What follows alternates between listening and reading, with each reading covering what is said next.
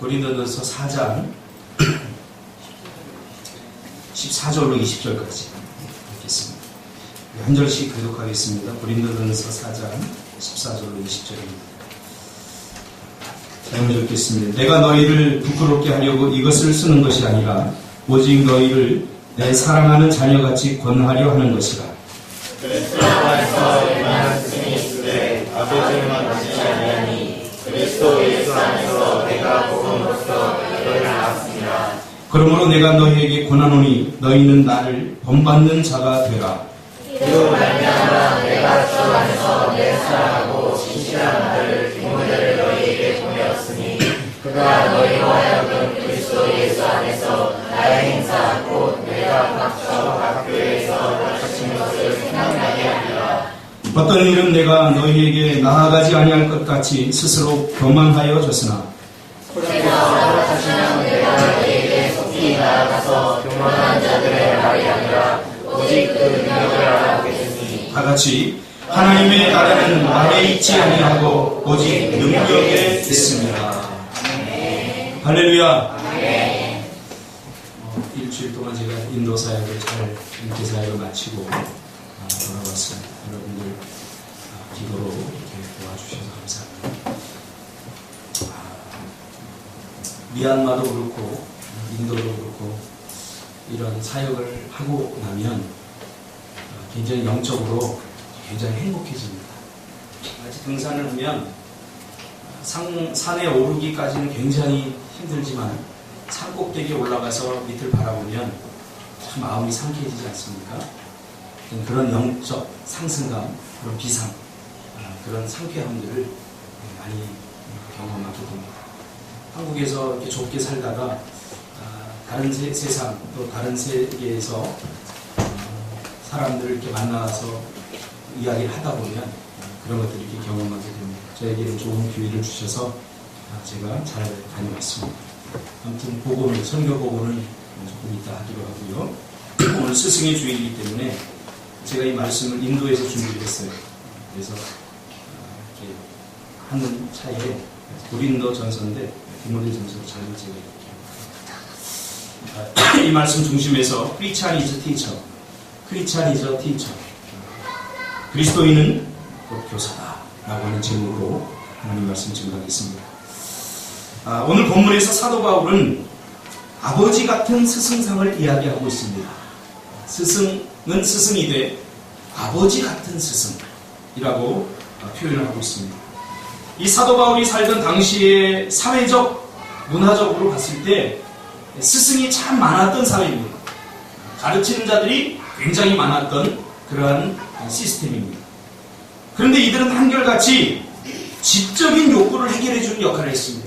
몰랐던 사실을 알게 한다던가 깨닫지 못했던 것들을 깨닫게 하는 그런 지적인 것들을 자극하는 그러한 교사들이었죠. 그런데 사도 바울의 생각은 좀 달랐습니다. 스승들이 지적인 것들을 많이 가르쳐서 많이 깨우치는데 사도 바울의 눈에 비친 당시의 사람들은 별로 행복해 보이지 못했고 사도 바울의 눈에 비친 그 교육을 받은 그런 스승들로부터 교육을 받은 사람들의 삶을 가만히 관찰해 보니까 그들이 사회에 영향력을 그렇게 크게 미치지 못하더라는 거죠. 심지어는 자기 자신들의 삶도 잘 변화되지 않는다는 거죠. 이런 학교를 보내면 어떤 그 기대치가 있어요. 근데 그 기대치에 미치지 못하더라는 거죠. 그래서 사도 바울은 깨닫게 된 거죠. 가르치는 자들의 문제가 있다. 그래서 사도 바울은 스승은 스승이 되되 아버지 같은 마음을 가진 스승이 중요하다라고 생각을 하게 된 거죠. 사도 바울은 스승 같은 아버지, 그렇죠? 아버지 같은 스승, 아버지의 마음을 가진 스승, 그것이 하나님이 원하는 스승상이다. 이렇게 이야기하고 있는 것입니다. 제가 인도에 갔을 때 인터넷에 검색해 보니까 안타까운 소식을 들었어요. 스승의 날 전날 제자가 선생님을 때리는 사건이 있었어요. 이것은 제가 그래서 인터넷 검색을 해보니까 한 해에도 매 맞는 스승들이 수천 명이 됩니다. 이 한국 교회의 그 교육이 어디로 가고 있는지 이미 한국 교육은 희망이 없습니다. 스승을 때리는 제자가 있는 교육. 그것도 뭐 3,000건 이상의 일들이 한국에서 지금 벌어지는 이 상황 속에서 어떻게 한국 교육이 희망이 있다고 말할 수가 있겠습니까? 저는 다시 그런 면에서 교회 교육이 살아야 된다고 생각합니다. 교회 교육이 한국 사회에 영향력을 미쳐야 된다고 생각합니다. 과거에 복음이 우리 한국에 들어오면서 교육 시스템은 전부 다 교회 교육 시스템이었습니다.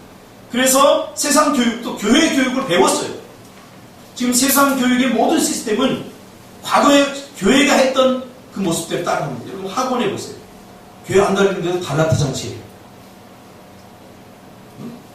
그래서 그 학원 운영하는 걸 제가 여기 오면서 가만히 보니까 과거에 저희가 했던 그 사랑의 교육, 과거에 저희가 했던 그 관심의 교육을, 교회에서 했던 교육을 그대로 따라하고 있어요. 그러니까 우리가 이것을 놓쳐버립니다. 그 얼마나 좋아하는지 몰라요.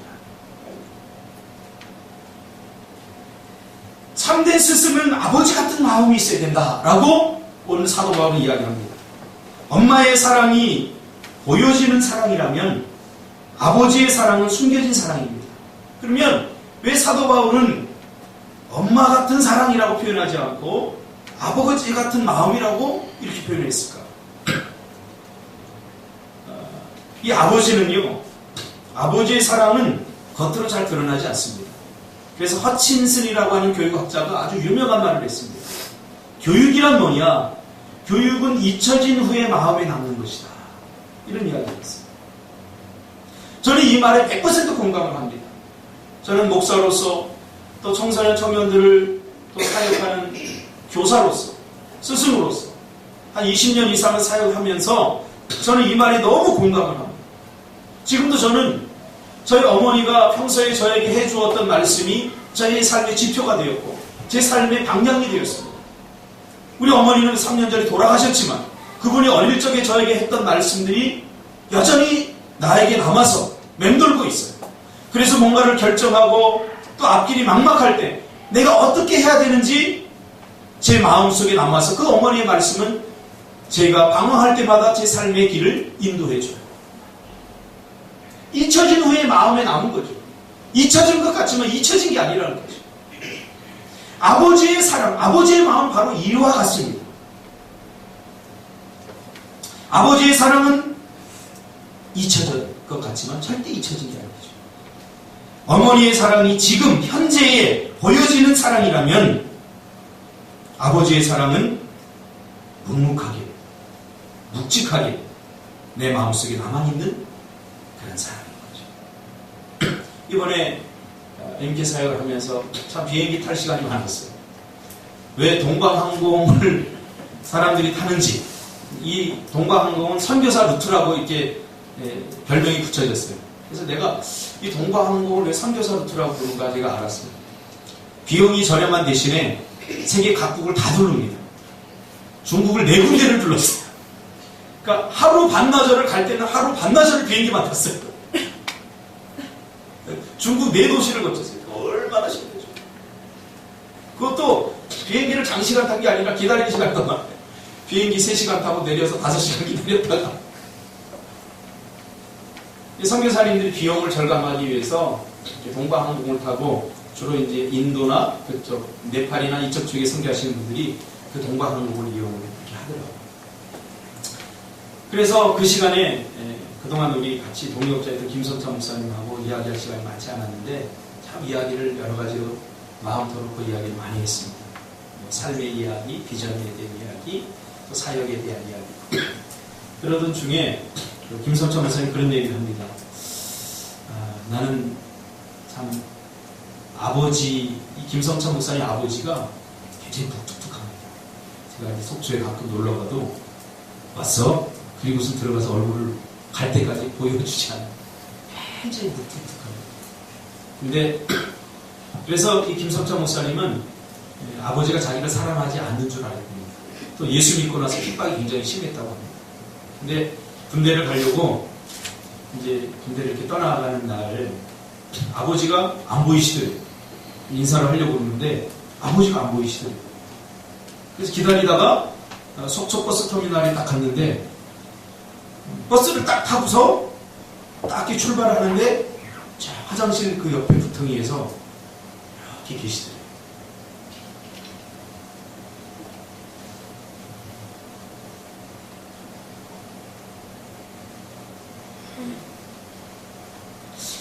이게 아버지의 사랑이죠. 대놓고 인사도 못하고 저기서 이제 아들이 이렇게 와서 버스를 타고 가는 것을 보는 거죠.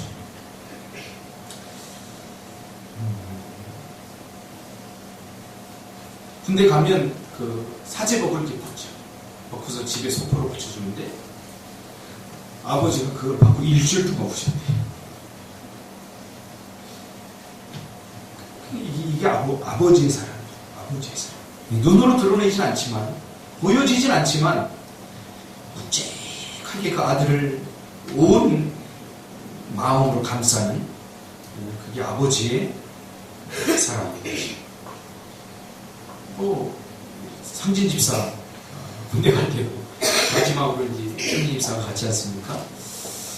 갈 때 같이 갔어요. 아버지가 이제 그러지. 괜찮아! 남자는 군대 갔다 와야 돼? 그러시면서 상진 아버지가 굉장히 유쾌합니다. 상진 아버지. 남자 당일에 가는 거야. 그러면 상진이 막 위로합니다. 등을 두드려주면서 괜찮아! 잘해!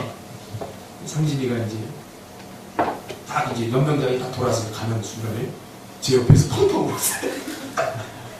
어깨를 들썩이면서 제가 이렇게 안아줬습니다. 그때는 제가 괜찮습니다. 아버님 다 잘할 겁니다. 이게 이제 아버지의 사랑이죠. 그러니까 이 아버지의 사랑을 사도 바울은 아버지 같은 스승이 되어야 된다라고 지금 이야기를 하고 있는 거죠. 스승의 역할이 뭡니까? 스승은 그냥 가르치기만 해서는 안 되는 거죠. 그러니까 보여지는 게 전부가 아닌 거죠. 이게 아픕니다. 이게 아픕니다. 어떤 시인은 그렇게 표현했습니다. 보여줄 수 있는 사랑은 너무 작습니다. 그 뒤에 숨겨져 있는 위대함의 견조입니다. 어머니의 사랑은 다 보여줄 수 있어요. 어떻게 보면 다 드러날 수 있어요. 그러나 아버지의 사랑은 다 보여줄 수 없어요. 그 사랑이 뒤에 감춰져 있어요. 한 가정의 기둥이 되어야 되고, 때로는 다 말할 수 없는 아픔과 그 고통이 아버지 마음속에 있는 거예요. 우리 남자들도 그래서 아버지가 되어보지 않으면 다 아이라 아버지가 돼요. 가정을 온 어깨에 메고 그 책임감과 또 말할 수 없는 오해와 그런 것도 다 맞죠. 우리 내적식 하는데 한 분이 그래요. 아버지 그러면 뭐가 떠오르냐 그랬더니 무능함이 떠오른다. 무능함. 다른 아버지들은 일만 잘해서 돈을 많이 벌었는데 이 아버지는 평생 직업을 가지고 보지 못한 아버지였던 거죠. 그래서 어머니가 고생했다고 생각한 거죠. 그런데 지금 와서 보니까 다 말로 표현할 수 없었던 그 아버지의 마음이 느껴지는 거죠. 아버지가 이래서 그래요. 이해할 수 없는. 다 말할 수 없죠. 그 아픔과 그 고통을 온몸으로 끌어안는 것이 아버지죠. 그러니까 사도 바울은 왜 하필이면 그 스승을 아버지에 비교했는가를 우리가 깊이 묵상해 볼 필요가 있습니다. 그래서 좋은 스승을 만나면 한 사람의 인생이 바뀌고 삶의 방향이 바뀝니다. 그래서 그런 말이 있죠. 지붕에 오르거든 사다리를 버리고 좋은 스승을 만나면 모든 책을 불살라버려요.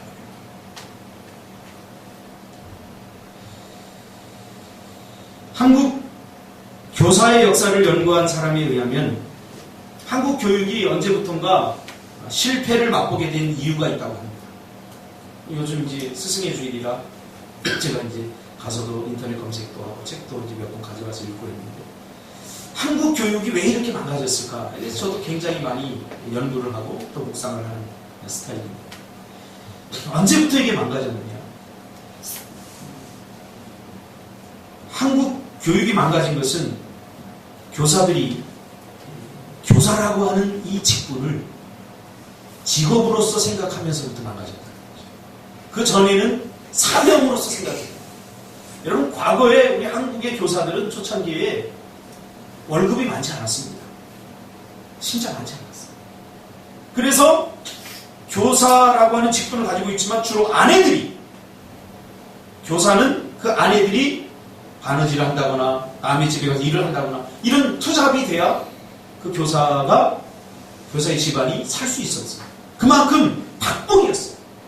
그럼에도 불구하고 교사들이 이 교육의 역할을 감당한 것은 돈으로서, 직업으로서가 아니라 사명으로서 더 마음이 강했기 때문에, 한국의 미래가 교육에 있다고 생각했기 때문에, 그래서 힘들고 어렵지만 그 한국의 그 자녀들을 키워내는 일에 사명으로 헌신한 거죠. 그러니까 사명으로서 일하는 것과 먹고 살기 위해서 직업으로 일하는 것은 다릅니다. 여러분, 대하는 자세와 태도가 다릅니다. 언제부턴가 한국에서 교사가 직업으로서 굉장히 좋은 직업이 됐어요. 지금도 보니까 조사한 바에 의하면 여자들 직업 1위가 교사예요. 의사보다 더 높아요. 월급도 그만큼 많아진 거죠. 직업으로서 교사가 좋아지자 사람들이 몰리게 되었고, 이제는 더 이상 사명으로서가 아니라 직업으로서 이 일을 감당하게 된 거죠. 과거에 제가 학교 다닐 때만 해도 가출하면 선생님들이 찾아다녔어요. 때리기도 했어요. 이게 진작에 사랑의 미래였죠. 혼내기도 했어요. 근데 지금은 때리면 경찰에 신고하잖아요. 지금은 찾아다니면 왜 귀찮게 하냐고 그러잖아요. 이거 어디서부터 어디가 잘못된지 모르지만 스승이 아버지로서의 감정을 잃어버려요. 아버지의 마음. 자기 자식이 방황하고 자기 자식이 잘못되어 가는데 그 가만히 있을 아버지가 어디 있겠습니까? 아버지로서의 스승이 한국 교육은 상실한 거죠. 이때부터 교육의 타락이 시작됩니다. 그러니까 왜 때리겠어요? 저는 그 때리는 아이 전적으로 잘못이라고 생각하지는 않습니다. 물론 그래서는 안 되죠. 스승으로서의 존중감을, 스승으로서의 권위를 상실했다. 저는 과거의 초창기 때 저도 죄송합니다만 많이 때렸어요. 전도사 사회에서. 우리 배집사가 장본인입니다. 배집사는 초인적인 맷집을 갖고 있습니다. 초인적인 맷집. 무섭게 때렸어요. 근데도 견나가지 않았어요. 왜? 제 마음을 느꼈기 때문에. 저도 그렇게 때렸어요. 때릴 때, 초달할 때, 분노로 때리지 않았어요. 단 한 번도. 사랑하는 마음, 이 아이가 변화됐으면 좋겠다. 정말 이 아이가 새로워졌으면 좋겠다. 그런 마음으로 때렸어요. 그러니까 그게 전해진 거죠. 전해진 거죠. 그 안타까운 마음. 근데 지금은 더 이상 전해지지 않는 거죠. 이번에 인도 가서 몇 가지 인상 깊었던 것이 있습니다. 인도는 여전히 카스트 제도가 존재합니다. 그래서 불가측 천민들은 아무리 탁월해도 절대로 좋은 삶을 살 수 없어요. 이번에도 칼카타 거리가 우리가 3년 전에 갔던 그것과는 완전히 다를 정도로 길거리가 깨끗해졌어요. 근데 길거리만 깨끗해졌어요. 거기에는 여전히 불가측 천민들이 짐승만도 못한 모습을 하고 구걸하며 누워서 자기도 하고, 인도는 그게 이 카스트 제도가 개선되지 않으면, 사라지지 않으면 인도는 절대로 성장할 수 없어요. 그 거리를 보면서 인도 사람들은요, 출근 시간이 11시입니다. 할렐루야. 퇴근 시간이 4시입니다. 워낙 덥기 때문에. 제가 갔을 때도 40도예요. 40도. 그러니까 우리나라 사우나 생각하면 돼요. 집에서 나올 수가 없어요. 나오면 여기 안경에 성에가 팍 뭐가 끼면서 다닐 수가 없어요. 1시간 다니니까 지쳐버려요. 진짜 어지럽고 다닐 수가 없어요. 그래서 왜 우리가 겨울에 가는지 여러분 알겠죠. 이번에 뼈저기 말 안 듣는 사람 선교팀을 따로 해서 여름에 보내는 거였어요. 진짜 움직일 수 없어요. 자, 11시까지 출근해서 보통 직업을 가진 사람들은 4시면 퇴근합니다. 그리고 그런 직업, 공무원, 이런 아닌 사람들, 자기 개인 일을 하는 사람들은 12시부터 4시까지 자요. 그러니까 선교사님도 점심 먹읍시다 하고 아침 먹고 조금 있다 점심 먹읍시다 점심 먹고 자요. 12시부터 4시까지. 워낙 그 시간은 덥기 때문에 움직일 수가 없는 거예요. 근데 우리는 갔으니까 너무 아깝잖아요. 그래서 김 목사하고 졸라가지고 선교사님 우리는 자면 안 됩니다. 우리는 돌아다녀야 됩니다. 그래서 일정을 빽빽하게 짜고 돌아다녔어요. 근데 선교사님은 딱 1시간 다니니까 지금 뭐 70 다 되셨습니다. 그냥 지쳐버립니다. 땀을 막 비오듯이. 그래서 미안해가지고 그래서 김성철 목사가 야 모른 척하자. 그리고 선교사 빡빡 돌리면서 막 지쳐서 가는데 우리 모른 척했어요. 왜? 보아야 되니까. 경험해야 되니까. 그 중에 독특하게 눈에 띄었던 게 뭐냐면 애들 그 방과할 때 학교마다 부모들이 쫙 가고 있어요. 돈 많은 사람은 기사들이 기다리고 부모들이 쫙 걸어 자기 아이들 픽업하고 절대로 혼자 오지 않습니다. 인도 애들. 그만큼 교육열이 대단합니다. 왜? 인도에서 성공하려면 2가지 인프라가 갖춰져야 돼요. 첫 번째는 돈이 있어야 돼요. 돈이 있어야 돈을 벌 수 있어요. 근데 이 돈을 가지고 돈을 번다는 것은 인도 사회의 0.001%도 안 돼요. 그 다음 중요한 게 뭐냐면 교육. 교육을 잘 받아서 신분 상승을 할 수 있는 거예요. 그렇기 때문에 밑에 있는 계급들이 신분 상승을 하기 위해서는 교육을 받을 수밖에 없어요. 그러니까 뭐 불같이 청민을 제외한 모든 밑에 있는 계급들이 교육에 올인을 해버려요. 교육에서 좋은 교육을 받으면 박사학위도 받을 수 있고 그러면 신분을 상승한 초월한 그런 성공을 이룰 수 있기 때문에 교육의 목숨입니다. 제가 본 바에 의하면 인도 사람들의 교육률이 세계에서 제일 높습니다. 보통 인도 사람들은 5개국어를 합니다. 그냥 배워야 되기 때문에 5개국어를 배우는 게 아니라 살아가기 위해 생존을 위해 살 수밖에 없어요. 웨스트 벵갈 쪽에서는 벵갈어를 사용해요.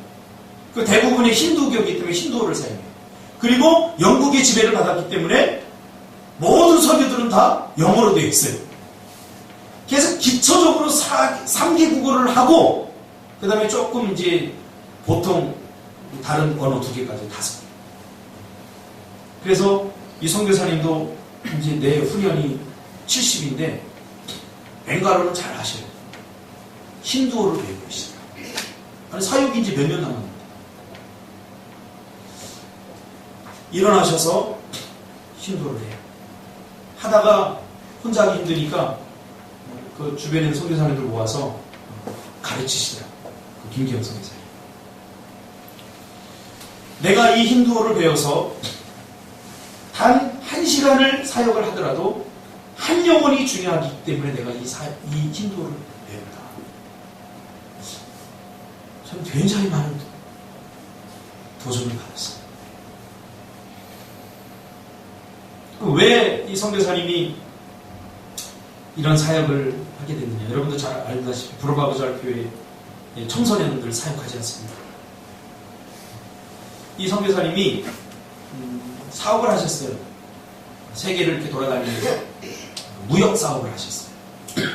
세계를 돌아다니시니까 사업을 하다 보니까 자녀 교육을 잘 못합니다. 그래서 김기영 선교사님 그 아들이 방황을 많이 사춘기로 아주 호되게 주의 은혜로 지금 잘 성장해서 지금 잘 살고 있지만 이게 늘 자녀 교육에 대한 빚을 지는 거예요. 자기가 일생을 돌아볼 때 잘못한 거 그렇게 많지 않은데 딱 한 가지 미안한 게 자녀 교육인 거죠. 그래서 하나님께 결단한 거죠. 내가 다른 자녀들은 정말로 내 자녀처럼 내가 키워보겠어.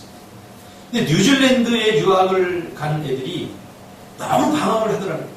그 아들이 뭐 인도, 미국, 호주, 캐나다 다 가봤는데 적응을 못했는데 뉴질랜드로 보냈더니 거기에서 돈은 많은데 한국 사회에 적응 못하는 자녀들을 뉴질랜드로 이렇게 많이 보냈는데 이 적응을 잘 못하더라고요. 그래서 선교사 처음에 헌신할 때는 저 아이들을 내가 내 아이처럼 키우겠다.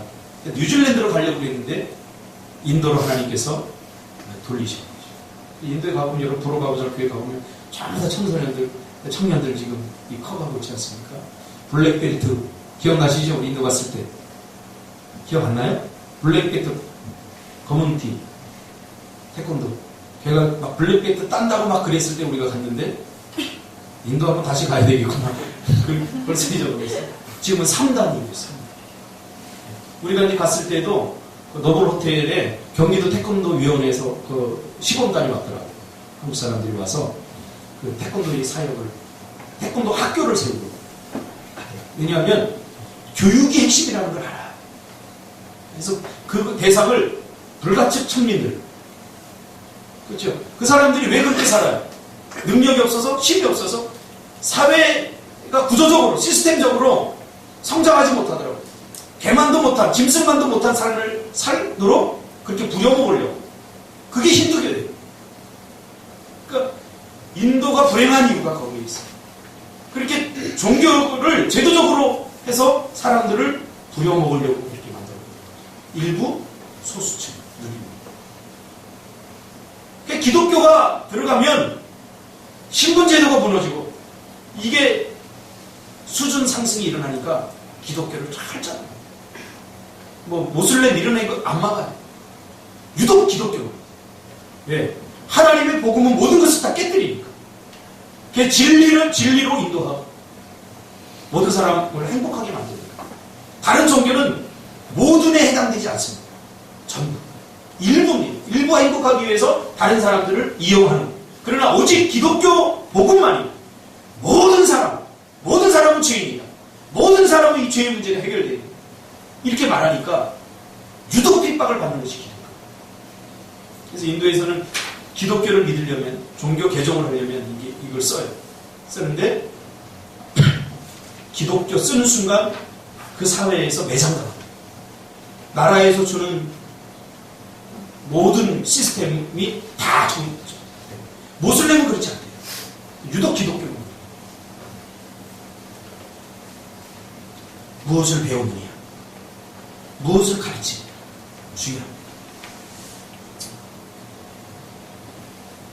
오늘 사도 바울은 성경적 교사상을 이야기합니다. 우리 한국도 마찬가지입니다. 이제 우리는 성경적 교육으로 다시 돌아가요. 그래야 한국 사회를 리더할 수 있어요. 과거에 그랬거든요. 지금 뭐 연대 세브란스 병원이라든가 연대, 뭐 이화여대 전부 다 선교사들이 세워놨거든요. 그래서 초대 한국의 그 정치는 어떤 사람들이었냐면 종의 자식들이 많았어요. 예를 들면 선교사님들이 이렇게 오시면 한국에서 종 비슷하게 이렇게 좀, 지금도 우리 한국 선교사들이 외국 가면 하니까 청소해주는 분, 기사 이런 분들 다 있어요. 처음에 저는 그걸 굉장히 부정적, 네거티브하게 봤어요. 선교하러 가서 무슨 청소하는 아줌마가 따로 있고 뭐 기사가 따로 있고 막 그러느냐. 근데 가보니까 이해가 돼요. 선교적 전략이에요. 처음부터 사람들을 접할 수 없기 때문에 선교사님들이 그렇게 사람을 써서 기사에게 복음을 전하고 일하러 온 아줌마에게 복음을 전하고, 그래서 그들이 복음을 듣고 그들을 가리키는 거예요. 그들이 변화되면서 그들이 또 사회로 가서 사람들이 이렇게 변화해요. 이런 일을 하는 거죠. 기사를 쓰는데요. 기사 월급이 얼마나 하거든요. 기사들을 다 써요, 선교사님들이. 그래서 처음에는 이 인간들이 이거 좀 먹고 살만하구나. 한국에 와서는 절대 적응 못하겠다. 한국에서 기사 쓰려면 적어도 뭐 몇천만 원 벌어야 되잖아. 하니까 한 달 기사 쓰고 2만 원, 3만 원 주더라고요. 믿음. 할렐루야. 청소하러 하는 아줌마 오셔. 청소하는데 3천 원, 4천 원 한 달에. 쓸만해요. 그러니까 많이 쓸수록 좋죠. 복음 전할 기회가 많이 주어져요. 그러니까 어떻게 가리키느냐? 지금 사도 바울이 말한 것하고 똑같아요. 사도 바울은 뭐라고 그래요? 나를 본받는 자가 되라고 그랬어요. 나를 본받는 자. 이 말은 뭐냐면 자기를 보고 판단하는 거죠. 그러니까 당시 사도 바울이 살던 시대에 다른 스승들은 철저히 자신의 삶을 노출하지 않고 감췄어요. 그러나 사도 바울은 자신의 삶을 100% 오픈했어요. 왜? 나를 보고 너희들 배우라는 거죠. 적어도 나만큼만 하라는 거죠. 이게 기독교 교육이라는 거죠. 선교사님의 이번에 일주일 있으면서 삶을 내가 그대로 봤어요. 감춰진 삶이 아니라 그대로 적나라하게 드러난 삶을 봤어요. 그 삶을 보고 누구도 예수 믿지 않고는 못 배깁니다. 누구도 존경하지 않을 수 없어요. 바로 이 뜻이에요. 당시 스승들은, 세상적 스승들은 멋진 거, 보여주고 싶은 것만 보여주고 멋진 말로 포장할 수 있었지만 기독교 교육은 그게 아니라는 거예요. 자기의 삶을 100% 오픈해야 돼요. 멋지게 보이는 것이 아니라 있는 그대로의 모습을 다 노출해야 돼요. 그래서 성도는 티처예요. 성도는 티처예요. 내 삶의 말 하나, 행동 하나가 누군가가 배운다고. 누군가가 본다고. 그 말로써 가르치는 게 아닙니다. 글로써 가르치는 게 아닙니다. 삶으로써 가르치는 거죠. 여기에 우리 선교사님들이 성공하고 있어요. 위선 있을 수가 없어요. 위선. 100% 우리의 삶을 오픈하는 거죠. 사도 바울이 그랬고 예수님도 그랬어요. 예수님도 인간의 육신의 몸을 입고 오셨다. 그러면 적나라하게 자신의 삶을 드러내는 거죠. 신으로서 감춰진 것이 아니라 인간으로서 적나라하게 드러나는 거죠. 교사는 뭐냐? 삶으로 가르친 사람. 그래서 그러잖아요. 누구처럼만 해라. 이번에 가서 많은 선교사님들을 만났는데 특별히 이영무 선교사님을 이렇게 만났어요. 여러분 아시죠? 우리 그 깡톡주 차 타고 막 가서 해발 4,500m 그 산에 갔을 때 같이 갔던 고산증에 걸려서 막 어지러웠던 그 선교사님이 기도를 많이 하셔요. 육체가 좀 약하니까 기도를 참 많이 하셔요. 근데 그분이 우리가 거기 갔을 때 우리 청년들하고 꿈 있는 교회 청년들하고 갔는데 특별히 꿈틀교회 청년들을 하나님께 너무 기뻐하신다고 그때 얘기했어요. 저한테. 꿈틀교회 청년들을 통해서 나는 엄청난 영광을 받는다. 그 4,000m에서 이렇게 기도하면서 하나님께서 환상을 보여주십니다. 그때는 그러려니 했어요. 근데 이번에 가서 저녁 식사를 대접을 받으면서 그 이야기를 해주시더라고요. 구체적으로. 그 이야기를 들으면서 제가 굉장히 사실은 사역을 하면서 이게 맞는 건가? 내가 청년들 너무 고생시키는 건 아닌가? 이렇게 조금 흔들릴 때가 있어요. 근데 다시 한번 제가 확신을 하게 됐어요. 하나님께서 기뻐하시는 거예요. 하나님께서 영광을 받으시는 거예요. 그러면서 그때 들었던 그 환상과 봐왔던 환상과 음성을 저에게 주셨어요. 이번에 안승도 목사님이 아들을 데리고 가서 놓고 왔어요. 눈물을 펑펑 흘리더라고요. 고등학교에 예. 실리구리 그때 좀 못 사는 분이에요. 그쪽에 우리가 그 깡톡 갈 때 우리가 하루 동안 열차 탔죠. 침대 열차 탔죠. 하루 종일 탔죠. 거기서 역에서 내렸을 때 거기서 2시간을 더 들어가야 돼. 거기 2시간이 한국 선교사님이 거기서 영어만으로 교육을 하니까 영어를 좀 배우게 더 갔는데 제 생각이 그런 생각이 들더라고요. 야, 이놈아, 저기까지 가서 이렇게 힘들어? 40분 먹는 것도 이렇게 허리 손으로 거기 시골이니까 응가하고도 다 손으로 딱 부를 수 있어요. 아주 연락해. 너 왜 여기까지 왔느냐? 제 마음에 그런 생각이 참 안타까워요. 한국에서 좀 독한 마음 들으면 이렇게 좋은 시스템에서 에어컨 뻥뻥 나오고 철다라 부모의 이 스폰을 받고 할 수 있는데 왜 한국에서는 안 되고 왜 이렇게 고생하러 왔는가? 이게 인간의 표정이다. 그래서 여러분 겪어보지 마세요. 아버지도 막 펑펑 울었어요. 제가 위로 주셨어요. 아들도 아빠 안 가면 안 돼. 김기영 선교사님 그 있는데 거기도 굉장히 더운데 거기 가보고는 아빠 좋겠다 그러더래요. 겨울 때. 그래가지고 사람 마음 먹기 바랍니다. 근데 사람의 마음을 자기 마음대로 못해요. 그래서 교육이 필요합니다. 여러분 우리가 여기서도 영어 얼마든지 할 수 있어요. 할렐루야. 네. 이번에 그래서 MK 사역을 하면서 한 캐나다도 뚫었어요.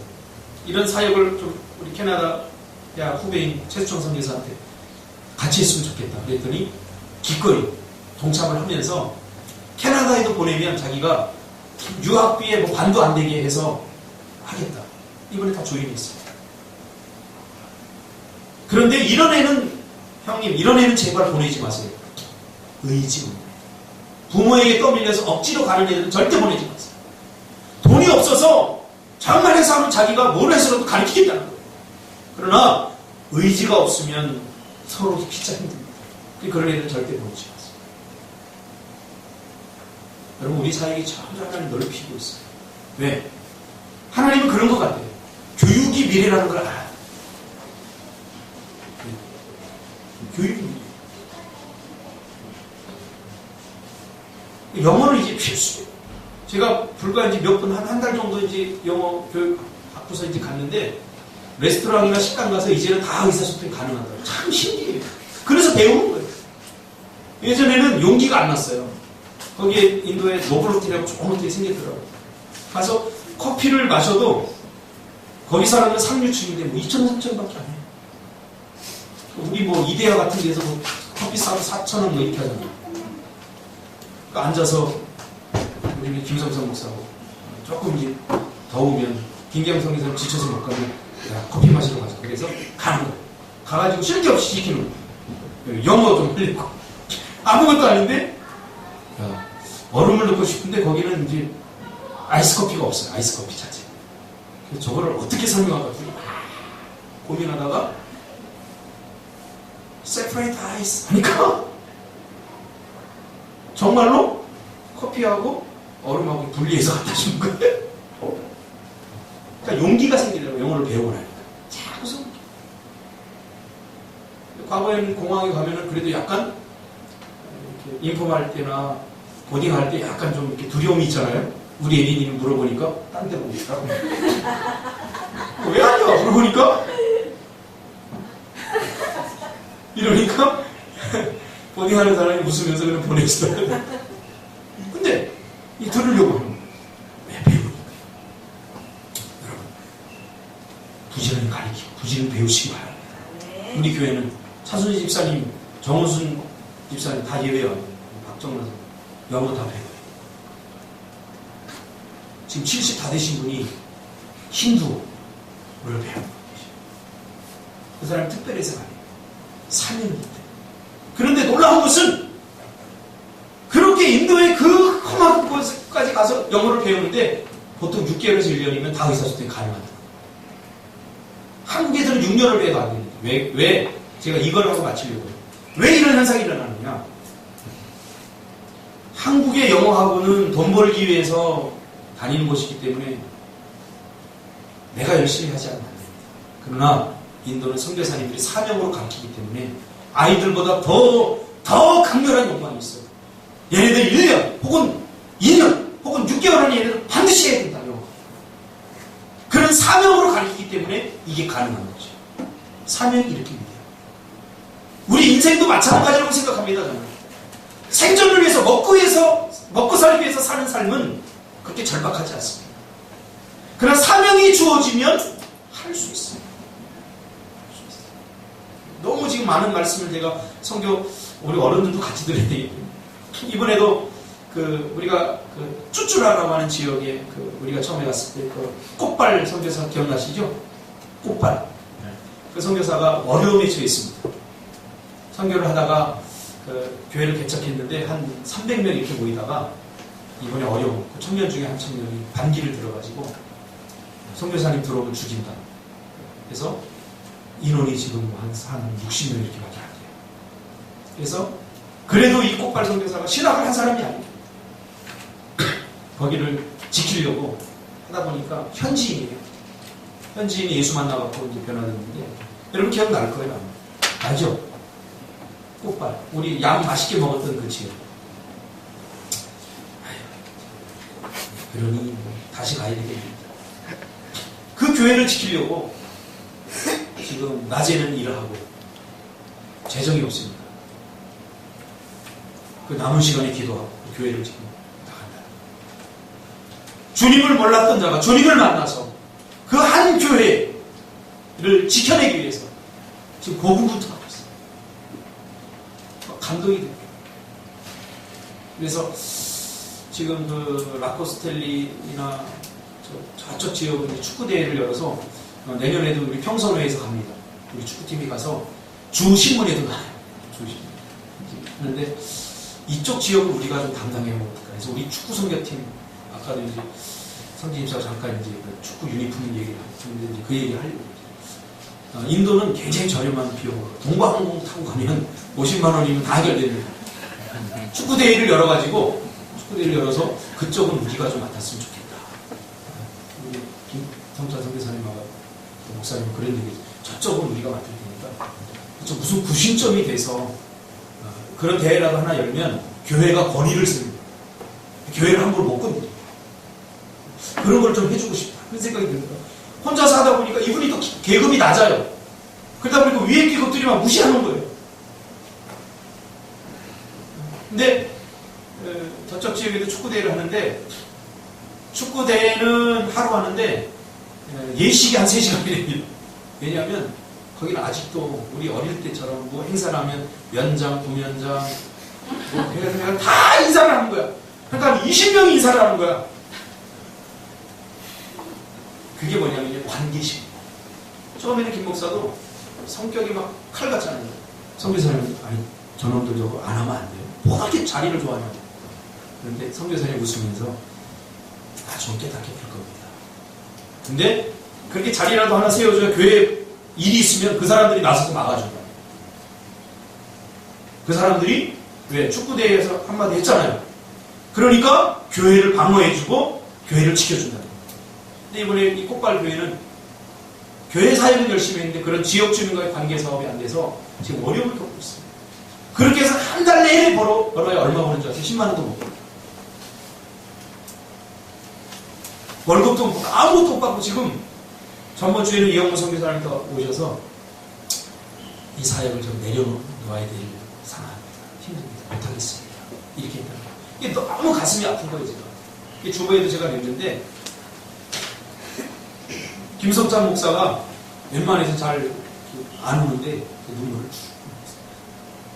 그 자리에서 내가 2달치 월급을 꽃발 우리도 이제 다른 교회 하니까 못하고 2달치 선교사님 월급을 제가 책임지겠습니다.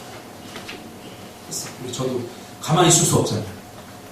저도 2달치를 그럼 제가 책임지겠습니다. 그래서 5, 6 김성찬 목사가 꽃발 월급을 하고 7, 8 저도 하고 그 다음부터는 선교사님 목숨으로 알아서 하십시오. 그래봤자 뭐 15만 원밖에 못해요. 한 달에 없지. 교회를 살리고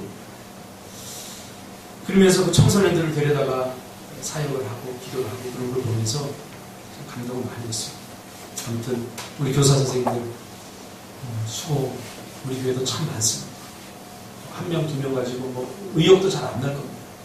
그러나 숫자가 아니라 중요한 것은 한 명이라도 제대로 키우면 그 사람이 한 민족보다 강한 한 민족보다 큰 영향을 미칠 수 있다는 것을 저는 분명히 깨닫습니다. 그래서 교사님들 수고했습니다. 우리 더 수고해달라고 박수 한번